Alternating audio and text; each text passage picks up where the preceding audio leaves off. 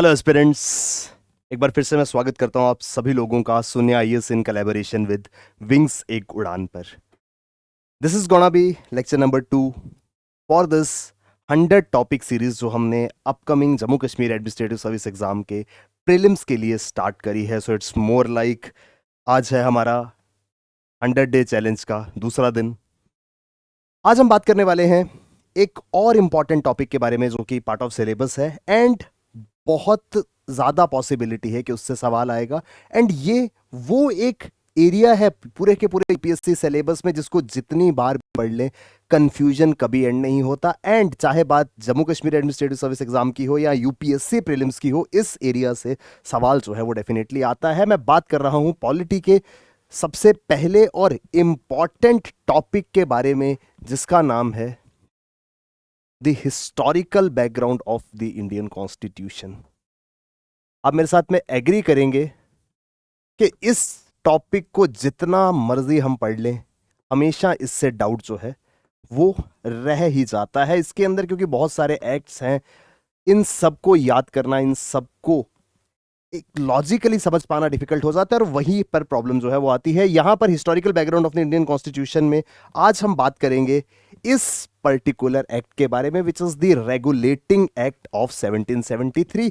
सी, बहुत बार आपने इसको पढ़ा होगा, time and again you have studied it, but the problem lies के जितनी बार मर्जी इस चीज को पढ़ लिया जाए कभी ना कभी जब हम क्वेश्चन देखते हैं तो कंफ्यूजन हो जाता है। और वो कंफ्यूजन का कारण ये है कि शायद हम इसको एक स्टोरी की तरह नहीं समझ पाते। Will try to understand this entire concept with the help of a story. तो दोस्तों, ये जो लेक्चर है, इवन दो नाम से आपको लग रहा होगा कि ये पॉलिटी का लेक्चर रहने वाला है, because we are discussing the historical background of the constitution, regulating act of 1773 की बात हो रही है। But definitely when I will proceed with the lecture you will realise कि it is a mix of the information from based upon modern history and the influences that can be drawn with respect to polity.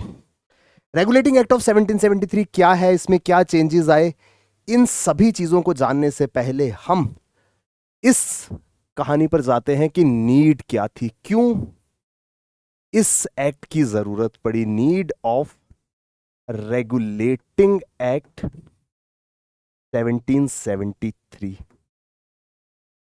दोस्तों, इसको समझने के लिए कहानी सुनेंगे। इस कहानी की शुरुआत होती है ईयर 1600 में।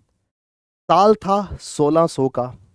कुछ लोग भारत में आते हैं और हाथ में है ब्रिटिश क्वीन का दिया हुआ एक रॉयल चार्टर, एक शाही फरमान, जिसमें यह लिखा है कि ये लोग भारत के साथ में ट्रेड करेंगे through a organization, through a company जिसका नाम था east India company.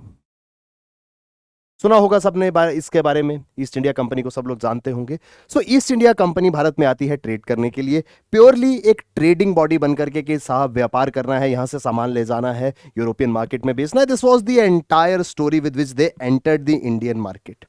But with in a span of almost 150 years ये पूरी की पूरी बॉडी जो है वो एक ट्रेडिंग ऑर्गेनाइजेशन से बदल करके एक रूलिंग बॉडी बन चुकी थी। I am talking about the year 1765। 1765 आते आते this east India company was not merely a trading company, it was a ruling body. कैसे डिसाइड होता है कोई ऑर्गेनाइजेशन रूलिंग बॉडी है? जब उसे अधिकार मिलते हैं टैक्स कलेक्शन के। हम सब लोग टैक्स भरते हैं, हम सामान खरीदते हैं उस पर टैक्स भरते हैं, हमारी इनकम पे टैक्स भरते हैं, प्रॉपर्टी पे टैक्स भरते हैं। और जम्मू कश्मीर में तो प्रॉपर्टी टैक्स को लेकर के कुछ समय पहले काफी ज्यादा विवाद भी रहा। तो ये सब टैक्सेस हम किसको पे करते हैं? ये सब taxes, this all taxes are paid to the government. So any body, any organization, if it is eligible of collecting taxes, तो हमारे लिए वो एक गवर्निंग बॉडी, एक रूलिंग बॉडी हो जाती है। तो ऐसा क्या हुआ साहब कि ईस्ट इंडिया कंपनी जो है वो रूलिंग बॉडी में तब्दील हो गई? इस विषय पर बात करते हैं। सो ट्रेडिंग चल रही थी, सब बढ़िया था। The year was 1757। एक बहुत important event modern Indian history में होता है। The event was called as battle of Palasi.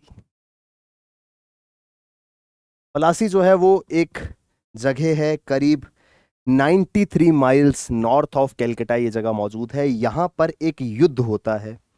इस युद्ध में just like any other war, दो पार्टीज आमने सामने हैं। एक तरफ है army of East India company and दूसरी तरफ है साहब नवाब of Bengal Siraj ud Daula. East India company की इस आर्मी का नेतृत्व कर रहे हैं रॉबर्ट क्लाइव, और यहां पर हैं नवाब ऑफ बंगाल सिराज उद दौला, और उनका समर्थन, उनका सपोर्ट किया यहां पर फ्रेंच एंड डच एलाइज ने। एक तरफ ईस्ट इंडिया कंपनी, नेतृत्व रॉबर्ट क्लाइव, दूसरी तरफ नवाब ऑफ बंगाल सिराजुद्दौला, उनके साथ में फ्रेंच और ब्रिटिश अलाइज नवाब सिराजुद्दौला के साथ। एक ब्रीफ ओवरव्यू उसका भी दे देता हूं। एक्चुअल में ये सारी की सारी राइवलरी आप मॉडर्न हिस्ट्री में पढ़ेंगे। The in this Anglo French rivalry, Anglo Dutch rivalry, जहां पर ब्रिटिश पावर जो है वो फ्रेंच पावर से लड़ती थी, फ्रेंच कंपनी से लड़ाई करी, उन्होंने डच से लड़ाई करी। बेसिकली दिस एंटायर वॉर और this entire hue and cry was related to trade supremacy. Sir एक चीज समझिए, रॉ मटेरियल या जो प्रोडक्ट का सोर्स था that was India and near by areas, यहां से सामान ले जाकर सब लोग बेच कहां रहे थे? यूरोप के अंदर। सो कस्टमर बेस बिल्कुल सेम था। इस वजह से क्या होता था, जब कस्टमर बेस बिल्कुल सेम है तो तीनों या चारों जो भी यूरोपियन पावर्स इंडिया में ट्रेड करने के लिए आए थे, उनको प्रॉफिट जो है वो डिवाइड हो जाता था। मैं भी वही सामान बेच रहा हूं, आप भी वही बेच रहे हैं, एक व्यक्ति और बेच रहा है। सो अगर मुझे अपनी प्रॉफिटेबिलिटी इंक्रीज करनी है, एक तरीका यह है कि मैं तुम दोनों को सामान बेचने से रोक दूं। This was what was happening. So French were trying के ब्रिटिश इंग्लिश सामान ना बेचे, English were trying French Dutch सामान ना बेचे। सो ये राइवलरीज जो है वो चलती थी। जब सिचुएशन ऐसी है, ये आप बहुत डिटेल में पढ़ेंगे मॉडर्न हिस्ट्री के अंदर, बिकॉज मॉडर्न हिस्ट्री की शुरुआत ही कहीं ना कहीं बैटल ऑफ पलासी से होती है। मॉडर्न हिस्ट्री का टाइमलाइन जो है it starts from battle of, it is called as Plassey to partition. Shankar Bandopadhyay की एक बहुत ही अच्छी बुक है which talks about the entire Indian modern history, which is जिसका टाइटल ही जो है वो पलासी टू पार्टीशन है। सो बैटल ऑफ पलासी होती है।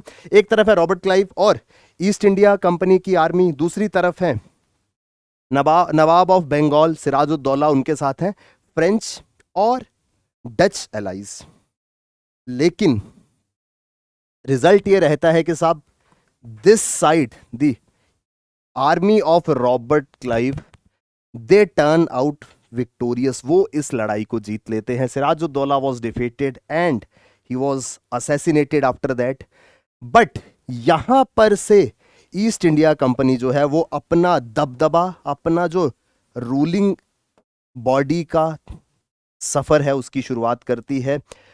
यहां से शुरुआत होती है हिंदुस्तान के एक अलग इतिहास की, आधुनिक भारत के इतिहास की। यहां तक आई होप स्टोरी क्लियर है। 1757 it was battle of Plassey. Next कुछ समय बीतता है, एक और युद्ध होता है जिसका नाम था बैटल ऑफ बक्सर। 1763, 1763, दूसरा युद्ध जिसका नाम था बैटल ऑफ बक्सर। अब बैटल ऑफ बक्सर में क्या हो रहा है साहब? अगेन एक तरफ army of British East India company led by, इस बार रॉबर्ट क्लाइव नहीं थे, इस बार देयर वाज अनदर पर्सन जिनका नाम था हेक्टर मुनरो। एक तरफ है हेक्टर मुनरो, दूसरी तरफ है कंबाइंड फोर्सेस किस किस की?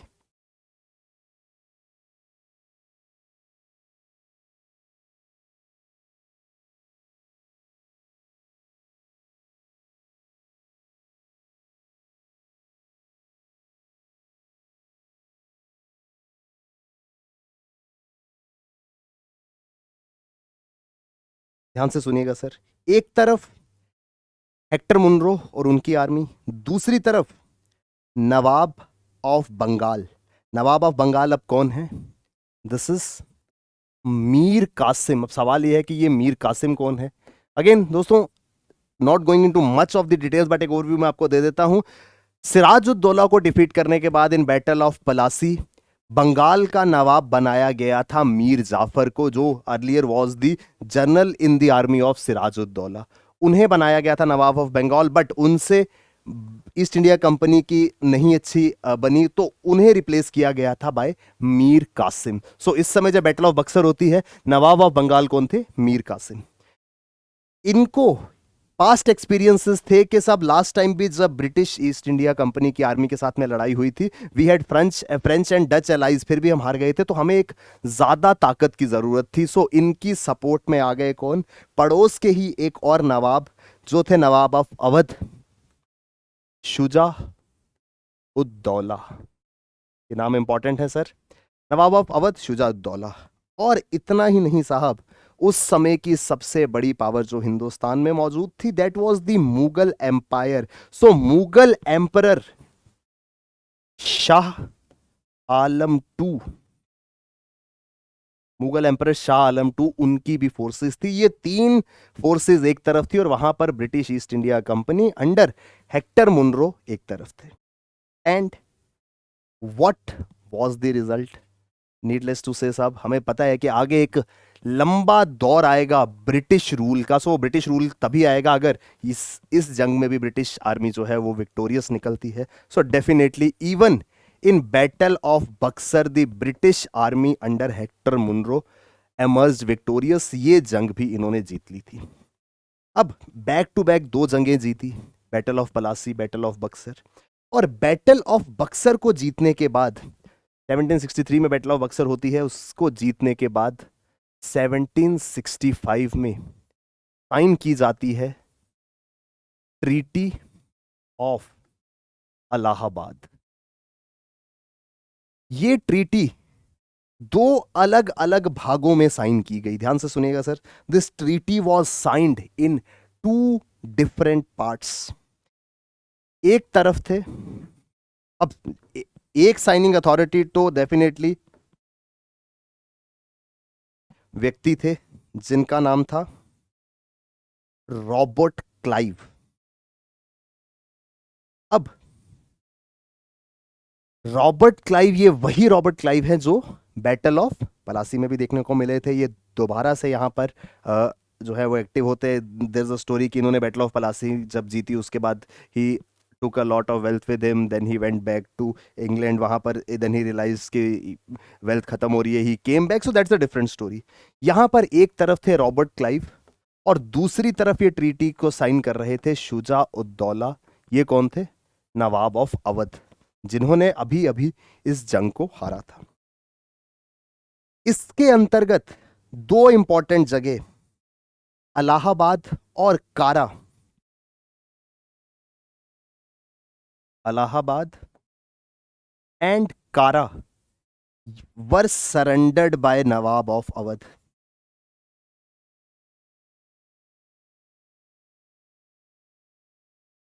अवध के नवाब शुजा उद्दौला को कहा गया कि साहब ये दो शहर आपको छोड़ने होंगे, इलाहाबाद और कारा। और साथ ही साथ उनको कहा गया कि ये जितनी भी बैटल ऑफ बक्सर हुई है, इसमें भैया तुम्हारी गलती है, तुम्हारी वजह से लड़ाई हुई है, हमें एज अ ब्रिटिश गवर्नमेंट इसको काफी ज्यादा नुकसान झेलना पड़ा। सो आप 50 लाख का खामियाजा इंडेमनिटी जो है वो पे करोगे। ये रॉबर्ट क्लाइव ने किसके साथ करी? शुजा उद्दौला के साथ में। And he was not the only one जो यहां पर वॉर में शामिल थे। एक तरफ there was another person, as I told you, Mir Qasim. तो मीर कासिम को दोबारा से रिप्लेस कर दिया गया मीर जाफर के साथ में कि मीर जाफर तुम बंगाल को देखो, तुम्हारे साथ बाद में बात करेंगे, पहले हम शुजा उद्दौला से निपट ले। And there was another power, that was, एक तरफ तो डेफिनेटली रॉबर्ट क्लाइव ही है क्योंकि ये जीते हैं, it was Shah Alam two. It's like के मुगल एम्परर साहब, आपको क्या दिक्कत थी, why you wanted to participate in the war, but because you have participated, अब आपको भी इसका खामियाजा भुगतना पड़ेगा। सो आपको सबसे पहले तो क्या करना है कि आप अपना सारा घर परिवार लेकर के इलाहाबाद में रहने आ जाइए। इलाहाबाद में आप under the protection of British आपको रहना होगा।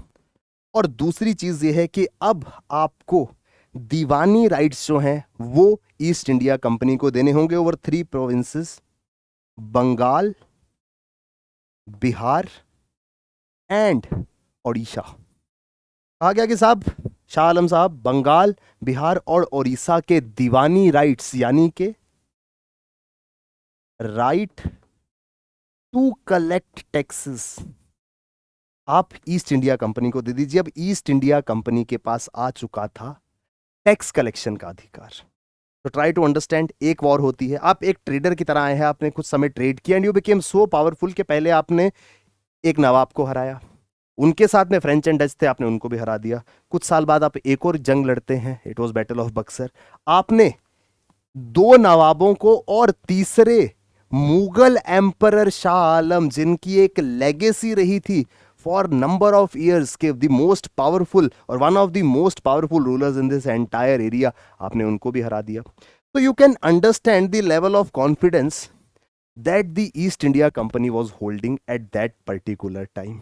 आई होप यहां तक चीजें जो हैं वो क्लियर है।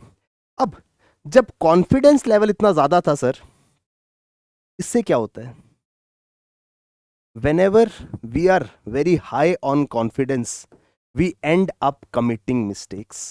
अब हम ऑलमोस्ट सुप्रीम पावर घोषित हो चुके थे बैक टू बैक इस तरीके से लड़ाई जीतने के बाद में, हमारे पास टैक्स कलेक्शन के राइट भी थे। This was the time to celebrate. अब ईस्ट इंडिया कंपनी जो है उन्होंने यहां पर लोगों को और भारत के ऊपर, जिसको कहते हैं, अपना अधिकार एक्सरसाइज करने की शुरुआत करी।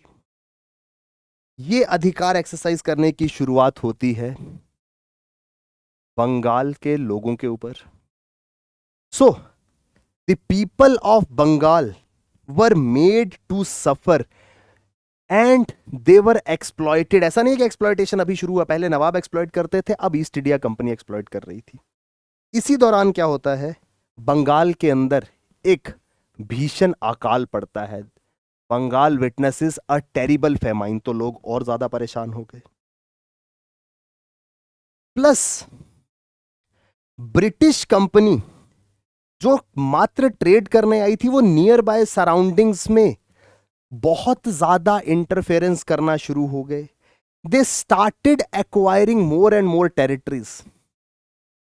ट्राई टू अंडरस्टैंड कि क्या क्या चीजें हो रही हैं। अब आप 2 लड़ाइयां बैक टू बैक जीत चुके हैं, आप ऑल पावरफुल घोषित हो गए हैं, आप लोगों को एक्सप्लॉइट कर रहे थे, तभी उस इलाके में एक भीषण अकाल पड़ता है। Then you are acquiring territories. अब इंडिया में बिकॉज एक्सट्रीमली पावरफुल लोगों को आप हरा करके आए थे, तो there was nobody who could readily come and question कि साहब तुम टेरिटरीज एक्वायर क्यों कर रहे हो। But the British parliament was seeing it all.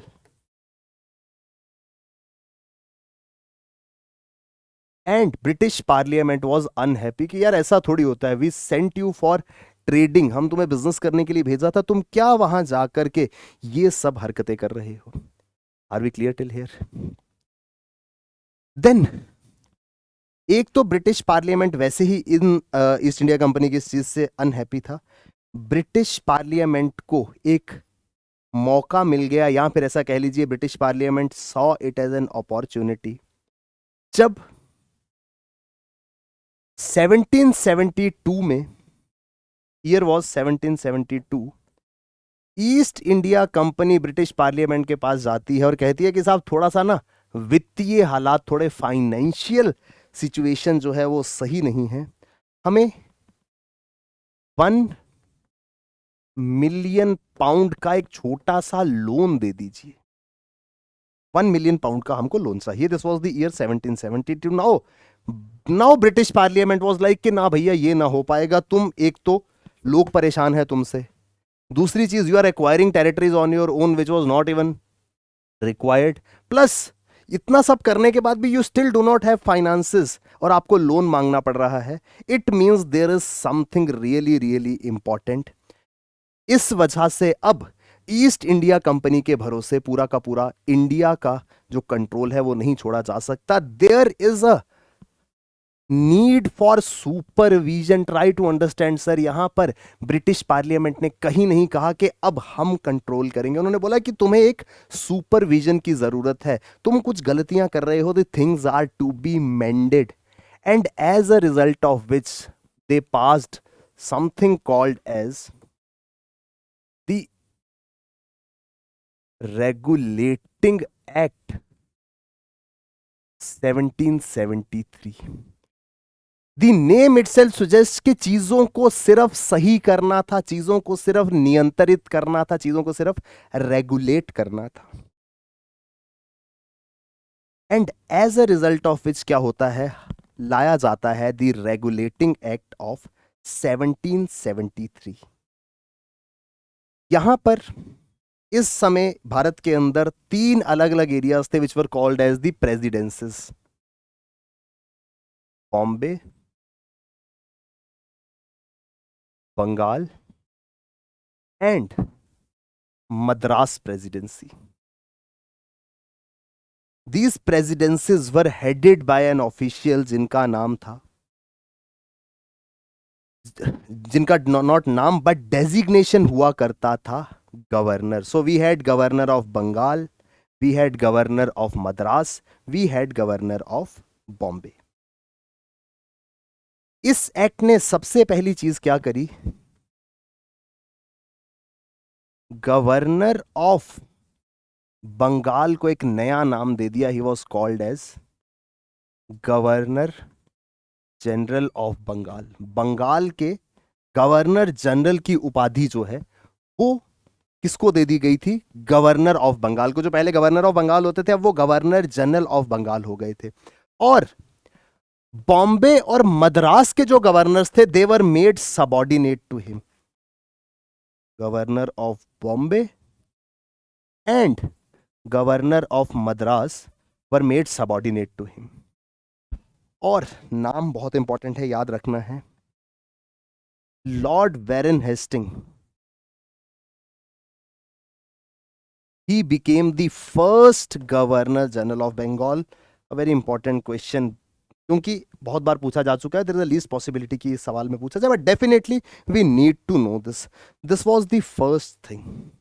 ये पूरा सेटअप किया गया. The aim, the objective of this entire story was कि ब्रिटिश पार्लियामेंट जो है वो रेगुलेट करना चाहता था चीजों को with respect to how east India company was functioning. यहां पर ईस्ट इंडिया कंपनी की फंक्शनिंग के ऊपर ब्रिटिश पार्लियामेंट को कुछ कंट्रोल एक्सरसाइज करने को कहा गया. वो कंट्रोल कैसे एक्सरसाइज होगा, पहली चीज मैंने आपको बताई कि साहब गवर्नर को गवर्नर जनरल बना लिया, बंगाल के थे, और बॉम्बे मद्रास को उनके सबऑर्डिनेट बना दिया गया. दूसरी चीज ये होती है कि इस गवर्नर जनरल साहब को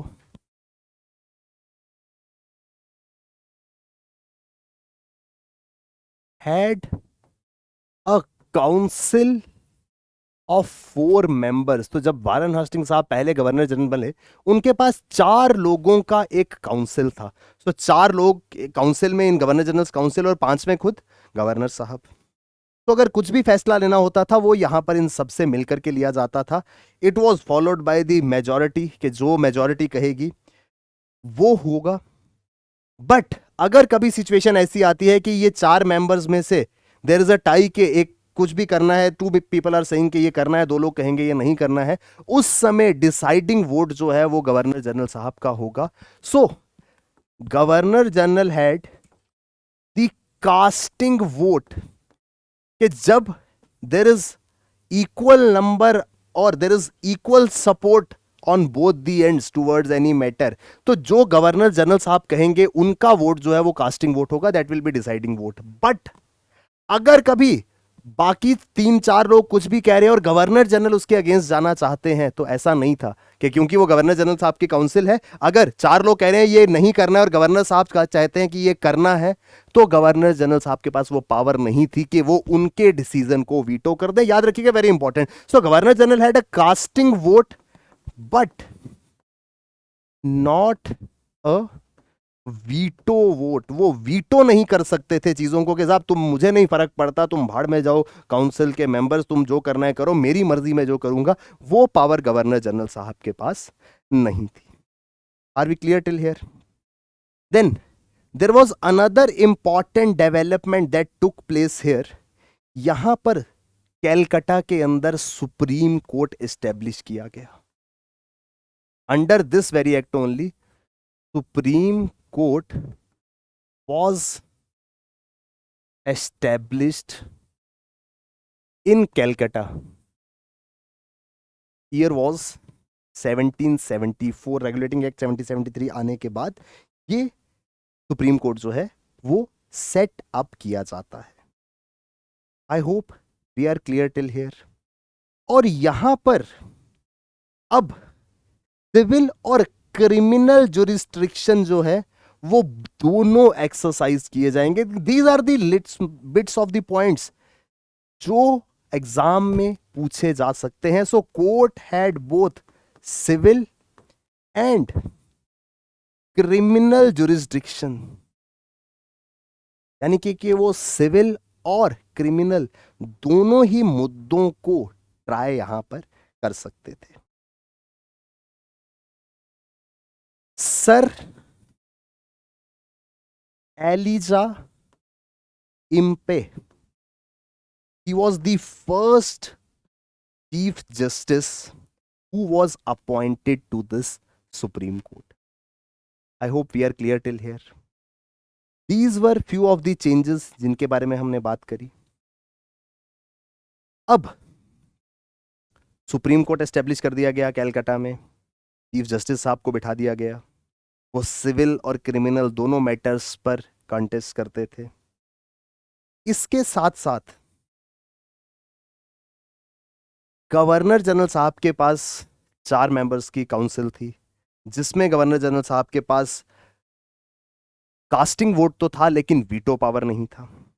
Why I am pressing upon all this is क्योंकि यही आगे चल करके प्रॉब्लमेटिक इश्यूज बनेंगे। इसी वजह से पिट्स इंडिया एक्ट आएगा, उसके बारे में हम अगली वीडियो में या नेक्स्ट लेक्चर में बात करेंगे।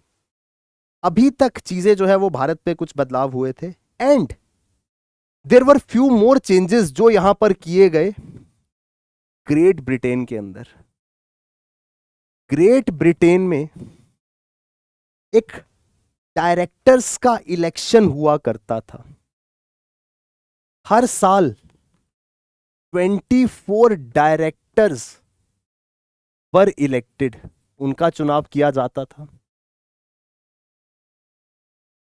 इस एक्ट के साथ में क्या चेंज किया गया? इट वॉज फेल्ड के यार हर बार 24 नए डायरेक्टर्स को इलेक्ट करने के बजाय हर साल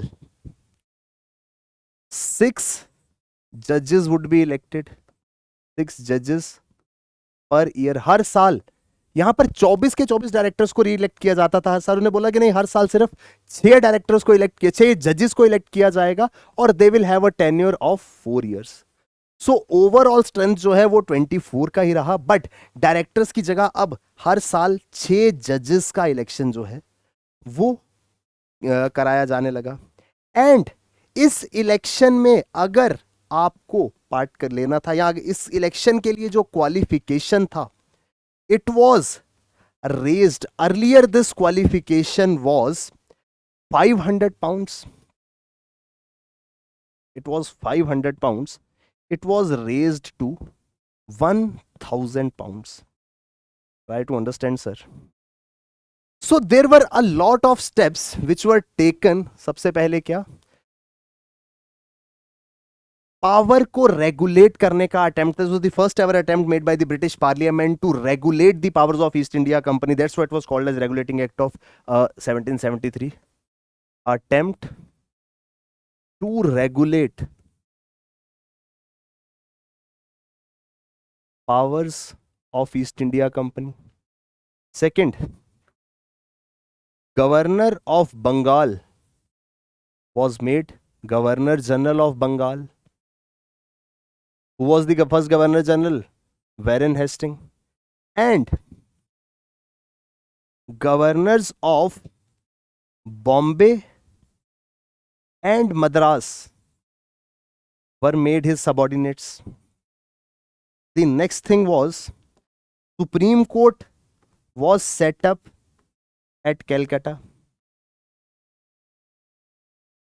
Sir, LEIMP, I told you, was made the first Chief Justice.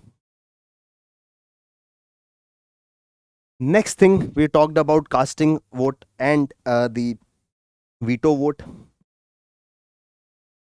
24 directors का annual election was replaced by election of 6 judges per year with a tenure of 4 years, and eligibility for this election was raised from 500 pounds to 1000 pounds.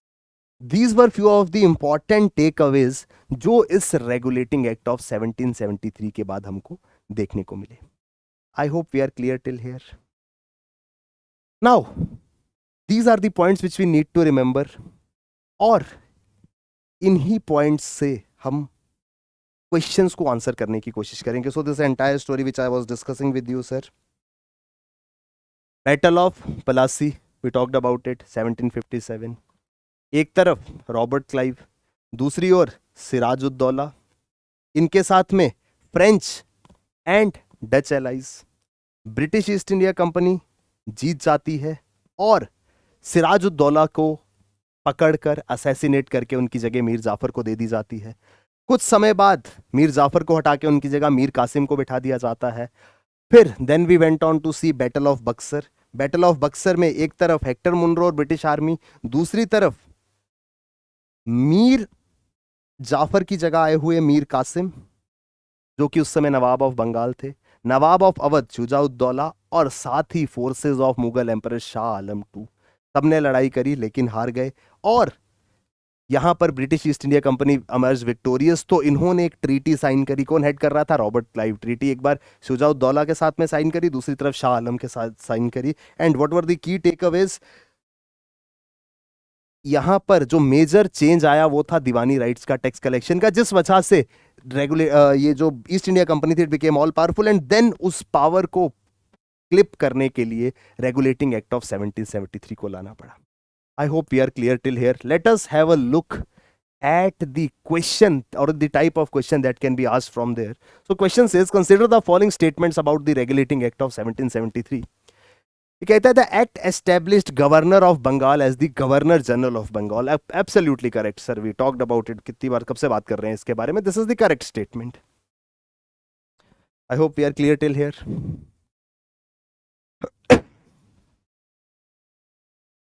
The next thing that came was annual election of 24 judges was replaced by election of 6 judges a year. यहां पर जो 24 directors elect होते थे उसकी जगह पर अब सिर्फ 6 जजेस इलेक्ट होंगे हर साल, और इनका टेन्योर 4 साल का होगा.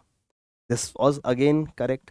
The act granted governor general with veto power over the decision of his council. Again, governor general had a council of 4 members, but governor general के पास क्या अधिकार था?